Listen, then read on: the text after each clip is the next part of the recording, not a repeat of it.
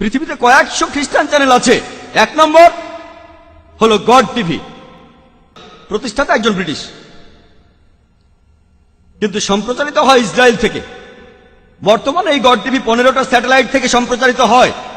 পৃথিবী 200টারও বেশি দেশে তাদের সম্প্রচারের আওতার মধ্যে আছে 27 কোটি 50 লক্ষ মানুষ, 27 কোটি 50 লক্ষ দর্শক তাদের আওতার মধ্যে। 200টা দেশে তারা মোট 15টা স্যাটেলাইট ভাড়া করেছে। গড চ্যানেল একটাই, তবে এশিয়ার জন্য একরকম, ইউরোপের জন্য আরেক রকম, আমেরিকাতে আরেক রকম, ইন্ডিয়ার জন্য আরেক রকম স্পেশালাইজেশন। যেমন ধরুন বিবিসি ওয়ার্ল্ড একরকম, বিবিসি এশিয়া আরেক রকম, বিবিসি ইউরোপ আলাদা। কেন? 90% ক্ষেত্রে অনুষ্ঠানগুলো একই। তারা এখানে আসলে প্রাইম টাইমের সুযোগটাও নিতে চায়। ইংল্যান্ডের প্রাইম টাইম আর আরব আমিরাতের প্রাইম টাইম এক নয়, বোম্বের প্রাইম টাইমটাও আলাদা।